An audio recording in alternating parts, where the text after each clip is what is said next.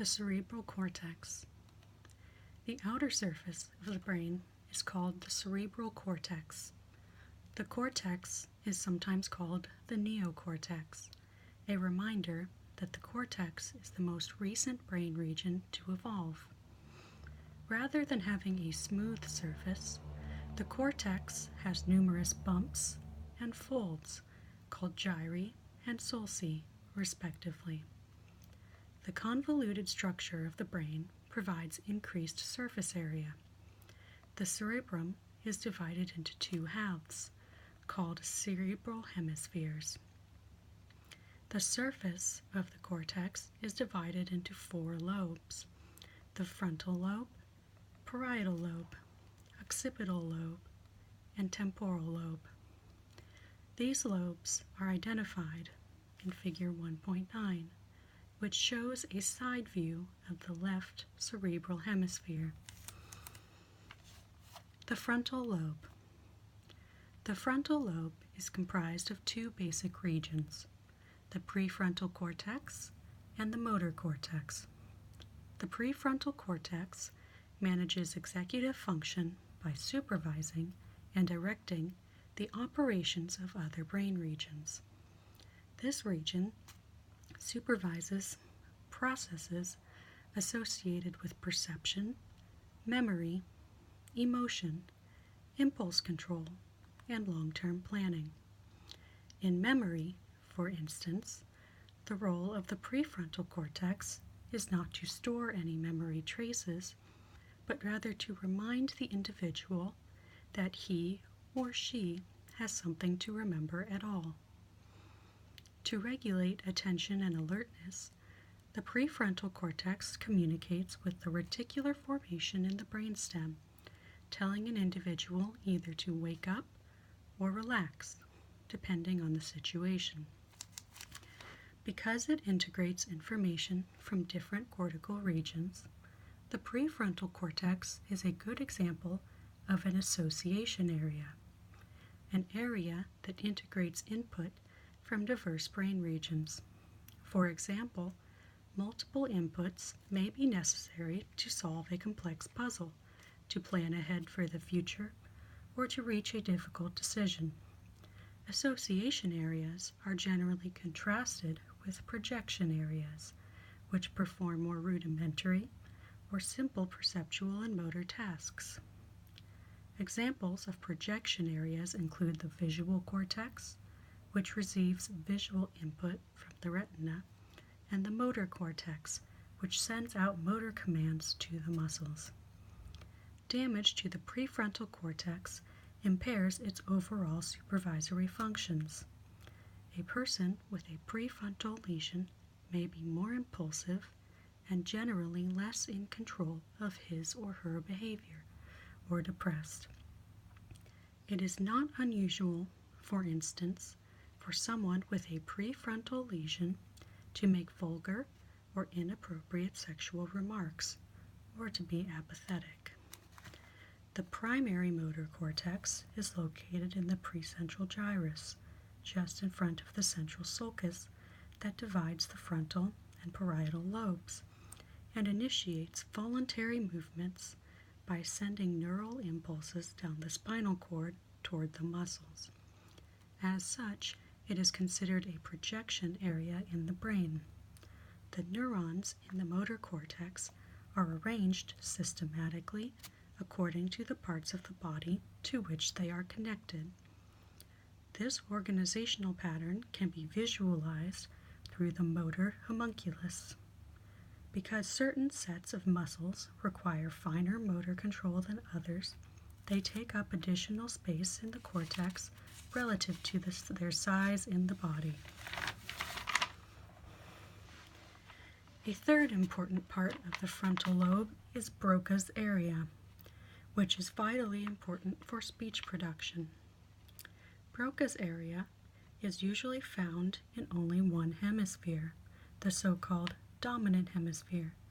For most people, both right and left-handed, this is the left hemisphere. Parietal lobe. The parietal lobe is located to the rear of the frontal lobe. The somatosensory cortex is located on the postcentral gyrus, just behind the general sulcus, and is involved in somatosensory information processing. This projection area is the destination for all incoming sensory signals for touch, pressure, temperature, and pain. Despite certain differences, the somatosensory cortex and motor cortex are very closely related. In fact, they are so interrelated they sometimes are described as a single unit, the sensory motor cortex. The central region of the parietal lobe is associated with spatial processing and manipulation.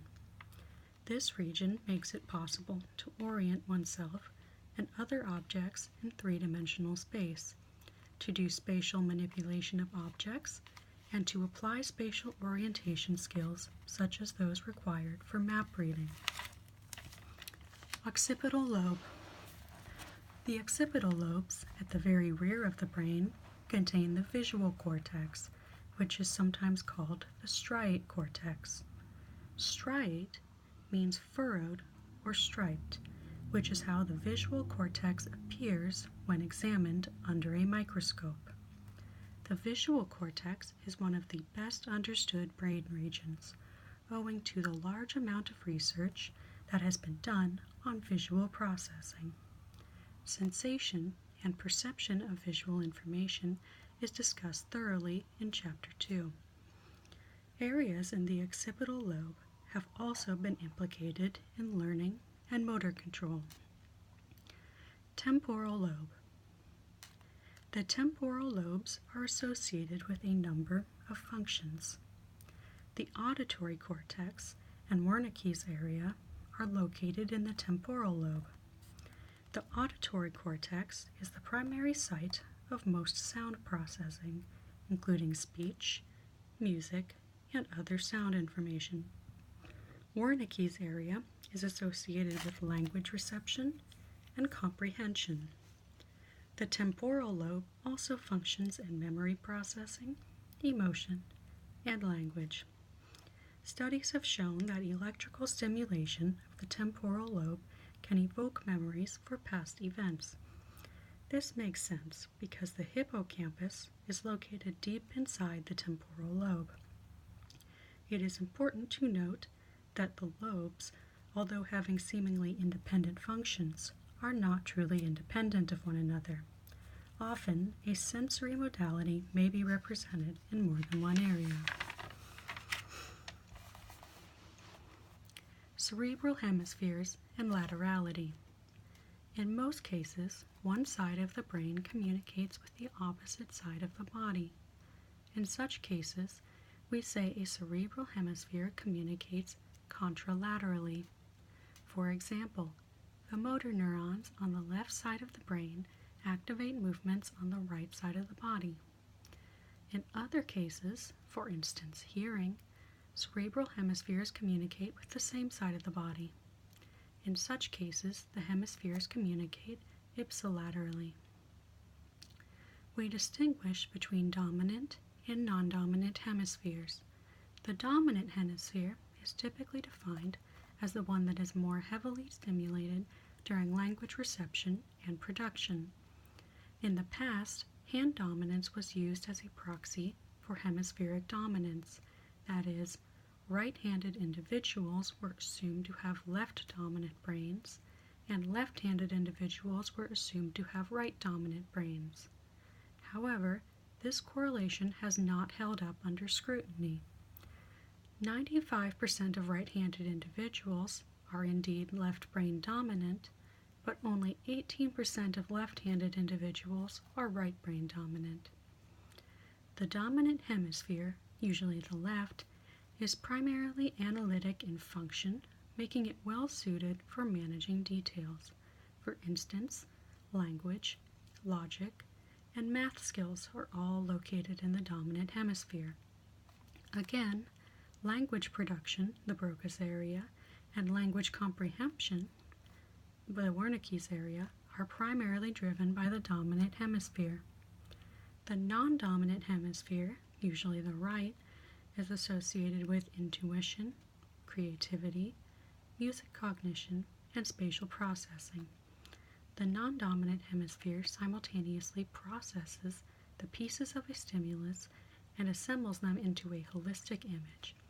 The non-dominant hemisphere serves a less prominent role in language.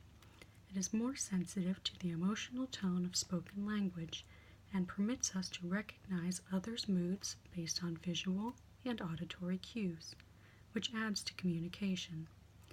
The dominant hemisphere thus screens incoming language to analyze its content, and the non-dominant hemisphere interprets it according to its emotional tone. The roles of the dominant and non-dominant hemispheres are summarized in Table 1.2. Remember that the left hemisphere is the dominant hemisphere in most individuals, regardless of handedness.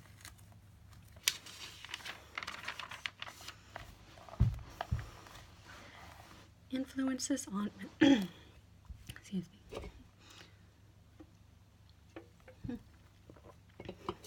Influences on behavior. Merely describing the functions of the brain and the brain regions does not fully explain the wide variety of human behaviors that are possible. Other influences on behavior include chemical controls, heredity, and the environment. Neurotransmitters. More than 100 neurotransmitters have been identified. 7 of the most important are described here. Acetylcholine. Acetylcholine is a neurotransmitter found in both the central and peripheral nervous systems. In the peripheral nervous system, acetylcholine is used to transmit nerve impulses to the muscles. It is a neurotransmitter used by the parasympathetic nervous system and a small portion of the sympathetic nervous system in ganglia for innervating sweat glands. In the central nervous system, acetylcholine has been linked to attention and arousal. In fact, loss of cholinergic neurons connecting with the hippocampus is associated with Alzheimer's disease, an illness resulting in progressive and incurable memory loss. Epinephrine and norepinephrine. Epinephrine, norepinephrine, and dopamine are 3 closely related neurotransmitters known as catecholamines. Due to similarities in their molecular composition, these 3 transmitters are also classified as monoamines or biogenic amines. The most important thing to know about catecholamines is that they all play important roles in the experience of emotions. Epinephrine, or adrenaline, and norepinephrine, or noradrenaline, are involved in controlling alertness and wakefulness. As the primary neurotransmitter of the sympathetic nervous system, they promote the fight or flight response. Whereas norepinephrine more commonly acts at a local level as a neurotransmitter, epinephrine is more often secreted from the adrenal medulla to act systematically as a hormone. Low levels of norepinephrine are associated with depression. High levels are associated with anxiety and mania. Dopamine. Dopamine is another catecholamine that plays an important role in movement and posture.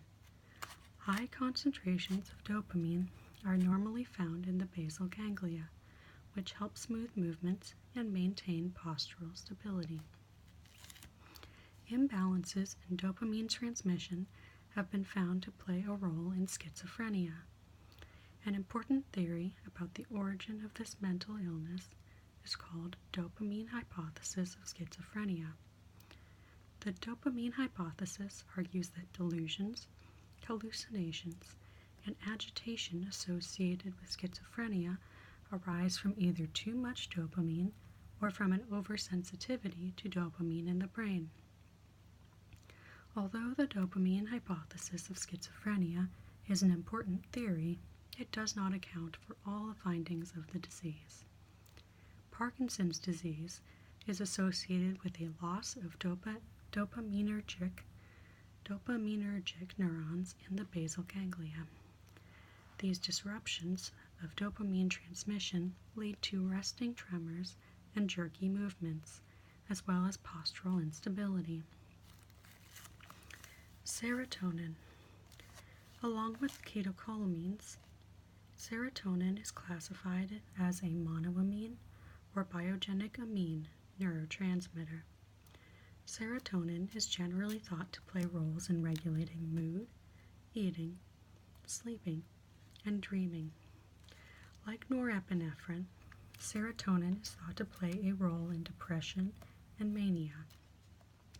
An oversupply of serotonin is thought to produce manic states. An undersupply is thought to produce depression. GABA, glycine, and glutamate.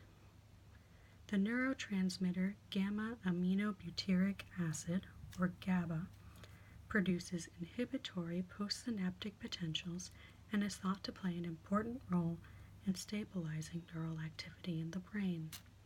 GABA exerts its effects by causing hyperpolarization of the postsynaptic membrane. Glycine may be better known as one of the 20 proteinogenic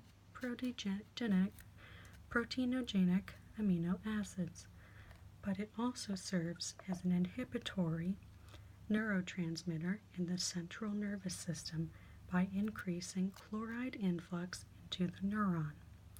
This hyperpolarizes the postsynaptic membrane, similar to the function of GABA. Finally, glutamate, another of the 20 proteinogenic amino acids, also acts as a neurotransmitter in the central nervous system. In contrast to glycine, however, it is an excitatory neurotransmitter. Peptide neurotransmitters. Studies suggest that peptides are also involved in neurotransmission. The synaptic action of these neuromodulators, also called neuropeptides, involves a more complicated chain of events in the postsynaptic cell than that of regular neurotransmitters. Neuromodulators are therefore relatively slow and have longer effects on the postsynaptic cell than neurotransmitters. The endorphins, which are natural painkillers produced in the brain, are the most important peptides to know. Endorphins and their relatives, enkephalins, have an action similar to morphine or other opioids in the body.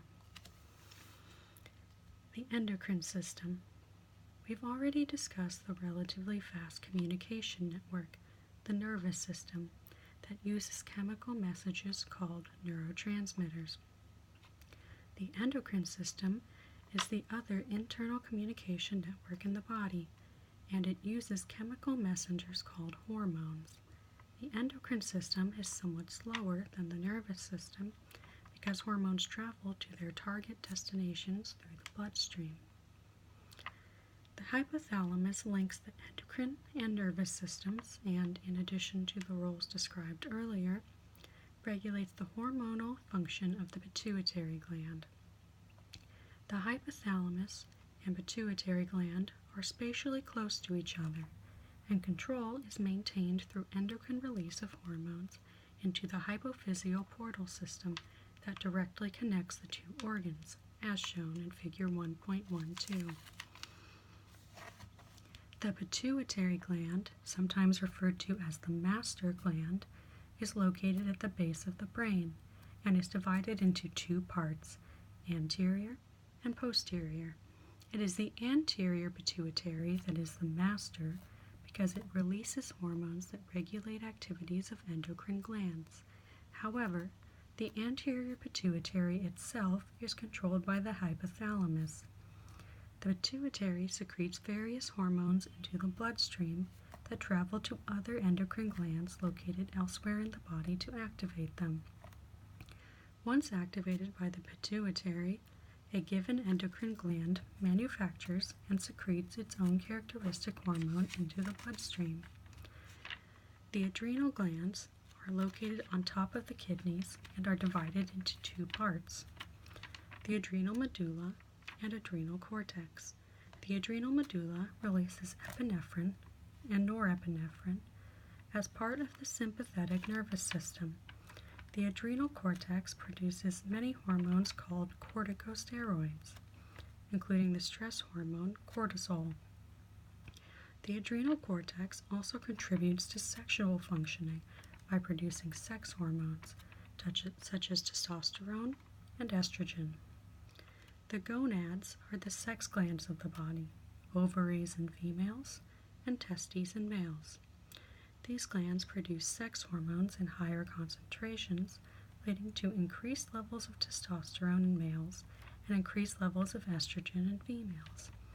These sex hormones increase libido and contribute to mating behavior and sexual function. Higher levels of testosterone also increase aggressive behavior. Just as physical traits are inherited from parents, behavioral traits can be as well. Evidence for the inherited nature of behavior comes from the fact that many behaviors are series-specific. For example, many animals exhibit mating behaviors only seen within their species. Behaviors can also be bred into a species. Many breeds of dog have been bred for certain traits and behaviors. Behaviors are also seen to run in families. Oftentimes, violence and aggression are observed passing along a family line, as are mental illnesses. Innate behavior is genetically programmed as a result of evolution and is seen in all individuals regardless of environment or experience. In contrast, other behaviors are considered learned. Learned behaviors are not based on heredity, but instead on experience and environment. Adaptive value is the extent to which a trait or behavior positively benefits a species by influencing the evolutionary fitness of the species, thus leading to adaptation through natural selection. How much of an individual's behavior is based on genetic makeup, and how much is based on environment and experiences? This controversial topic is often referred to as nature versus nurture. Nature is defined as heredity, or the influence of inherited characteristics on behavior. Nurture refers to the influence of environment and physical surroundings on behavior.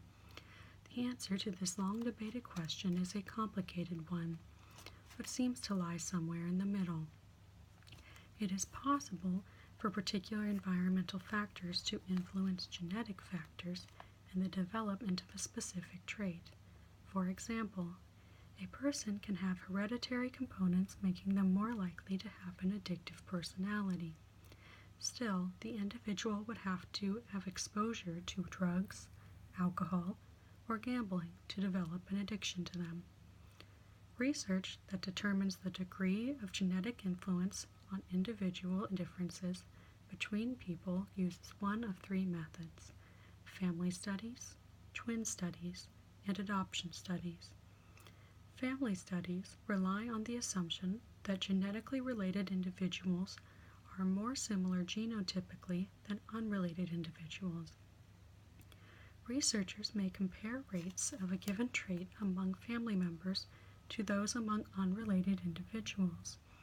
For example, family studies have determined that the risk of developing schizophrenia for children of schizophrenics is 13 times higher than in general population. For siblings, the rate is 9 times higher. This has led psychologists to conclude that schizophrenia has a hereditary component. Family studies are limited, however, because families share both genetics and environment. Family studies cannot distinguish shared environmental factors from genetic factors. Perhaps the increased rates of schizophrenia in families are a result of experiencing the same emotional climate in the home rather than genetically shared characteristics. Twin studies, comparing concordance rates for a trait between monozygotic and dizygotic twins are better able to distinguish the relative effects of shared environment and genetics. Concordance rates refer to the likelihood that both twins exhibit the same trait. Monozygotic twins are genetically identical, sharing 100% of their genes, whereas dizygotic twins share approximately 50% of their genes.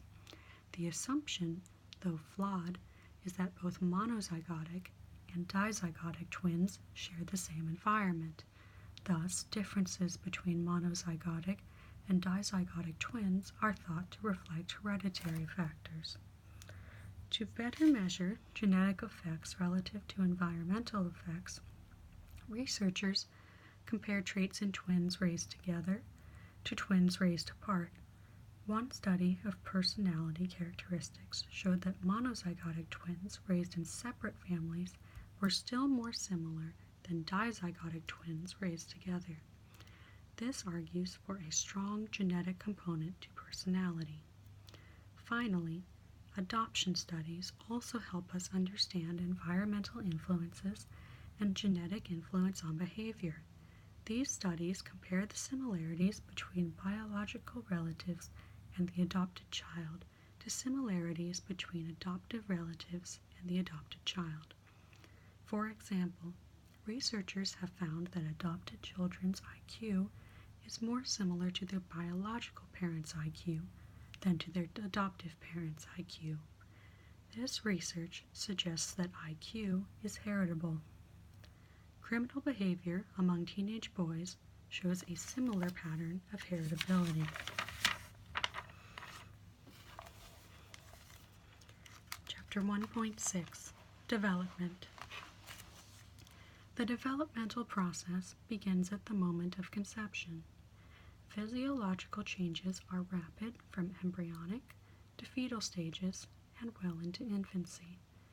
Children exhibit surprising consistent patterns of motor abilities as well as physiological changes based on age. Understanding these changes and when they occur is important in the discussion of developmental psychology. Prenatal. The development of a nervous system starts with neurulation at 3 to 4 weeks gestational stage. Neurulation occurs when the ectoderm overlying the notochord begins to furrow, forming a neural groove surrounded by 2 neural folds. Cells at the leading edge of the neural fold are called the neural crests and will migrate throughout the body to form disparate tissues, including dorsal root ganglia, melanocytes, and calcitonin-producing cells of the thyroid. The remainder of the furrow closes to form the neural tube, which will ultimately form the central nervous system. The neural tube has an alar plate, which differentiates into sensory neurons, and a basal plate, which differentiates into motor neurons. Over time, the neural tube invaginates and folds on itself many times. The embryonic brain begins as 3 swellings, the prosencephalon, mesencephalon, and rhombencephalon, that become 5 swellings, the telencephalon, diencephalon, mesencephalon, metencephalon, myencephalon, as it becomes the mature brain.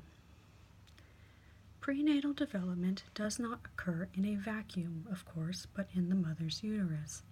Within this environment, temperature, chemical balance, orientation of the fetus with respect to gravity, and atmospheric pressure are all carefully controlled and remain relatively constant. The fetus is attached to the uterine wall and placenta by the umbilical cord. The placenta transmits food, oxygen, and water to the fetus, while returning water and waste to the mother. Maternal blood supplies many of the proteins and amino acids needed for growth, although the embryo begins to produce them as well. A variety of external influences can have deleterious effects on the development of the fetus. A number of viruses, or bacteria can cross the placenta and cause damage to the developing fetus, including rubella, which may cause cataracts, deafness, heart defects, and intellectual disability. Other viral infections, such as measles, mumps, hepatitis, influenza, varicella, and herpes, have been linked to various birth defects. An unfortunate side effect of the revolution in pharmaceutical development is that many drugs that help the mother can have damaging effects on the fetus she carries. The most notorious of these drugs is thalidomide, which was prescribed in the late 1950s and early 1960s to reduce morning sickness. Mothers who took this drug while pregnant often gave birth to babies with missing and malformed limbs and defects of the heart, eyes, ears, digestive tract, and kidneys. Antiepileptic medications are associated with neural tube defects, in which the neural tube fails to close completely, leading to devastating malformations such as spina bifida or anencephaly. A host of environmental factors and exposures may also affect maturation. Maternal malnutrition is considered to be a leading cause of abnormal development. Protein deficiency can slow growth, lead to intellectual disability, and reduce immunity to disease.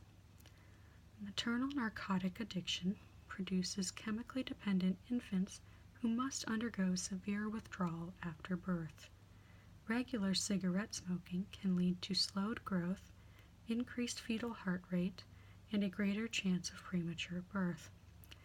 Daily use of alcohol also leads to slow growth, both physically and psychologically. Finally, prenatal exposure to X-rays has been strongly linked to mental deficiency, defects of the skull, spinal cord, and eyes, cleft palate, and limb deformities. Motor. Although they may seem helpless, infants are equipped with well-developed somatic structures and a broad array of reflexes that help ensure survival. A reflex is a behavior that occurs in response to a given stimulus without higher cognitive input.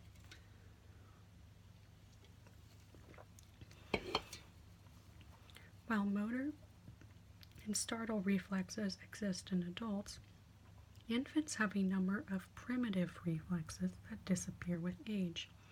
For example, the rooting reflex is the automatic turning of the head in the direction of a stimulus that touches the cheek, such as a nipple during feeding.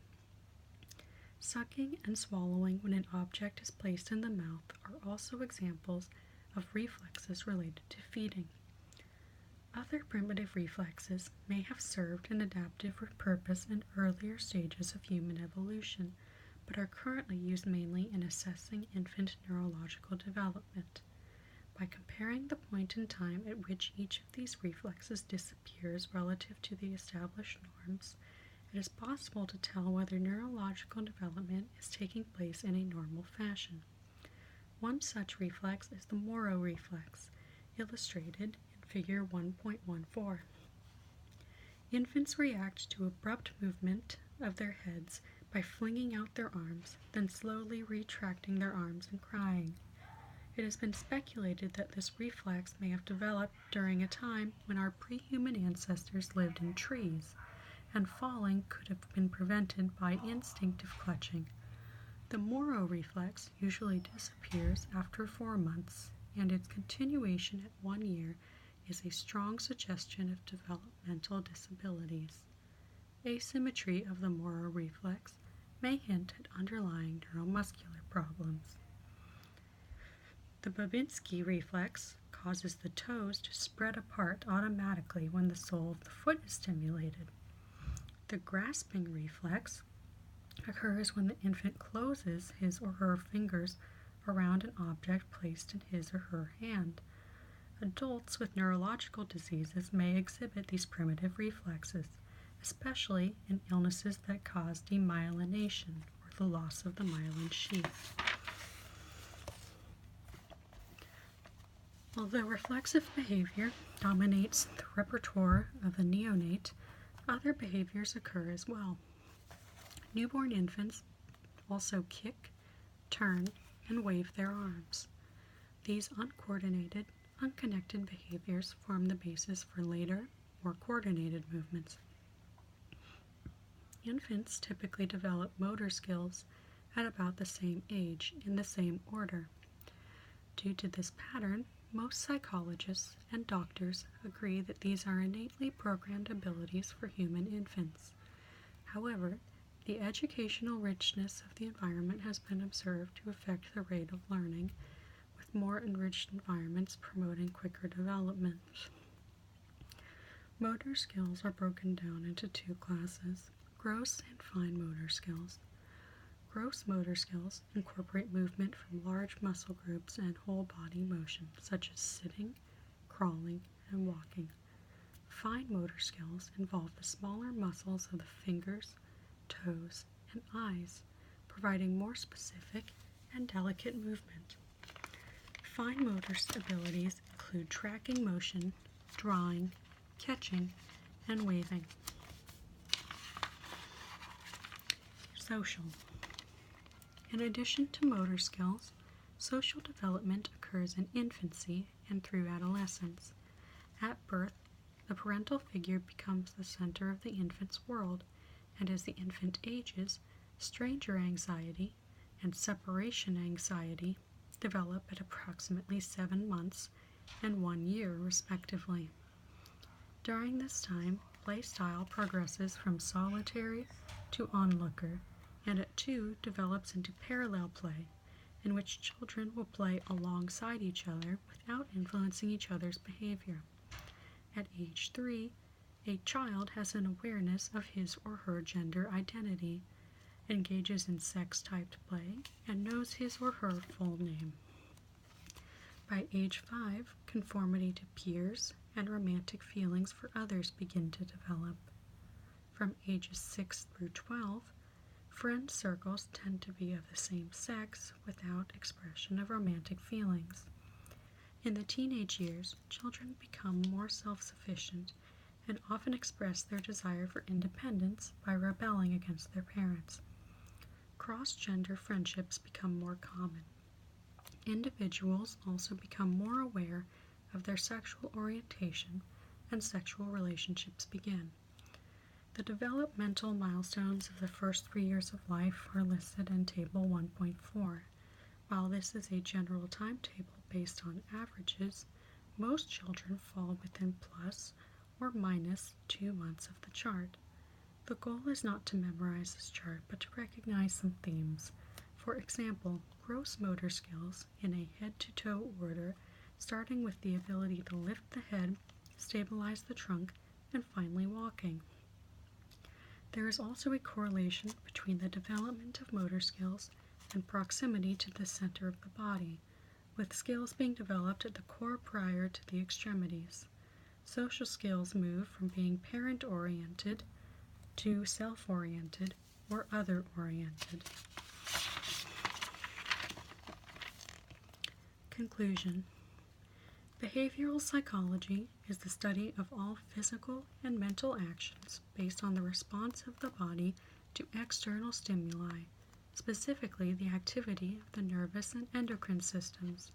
The nervous system is a complex organization of structures and neurons that communicate and coordinate information. The endocrine system, in conjunction with the nervous system, controls human behavior. Aside from neurotransmitter and hormonal control of behavior, certain behaviors are genetically passed from generation to generation, as are many other physical traits.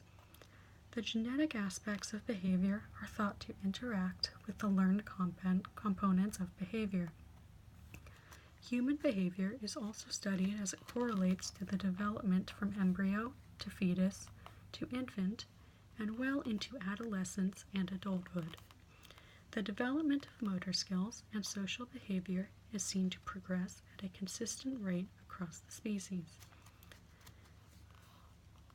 In the next chapter, our focus will be on the neurobiological systems used to interact with the world. most notably those systems that exist for sensation and perception of the environment. These include vision, hearing, smell and taste, somatosensation, and others.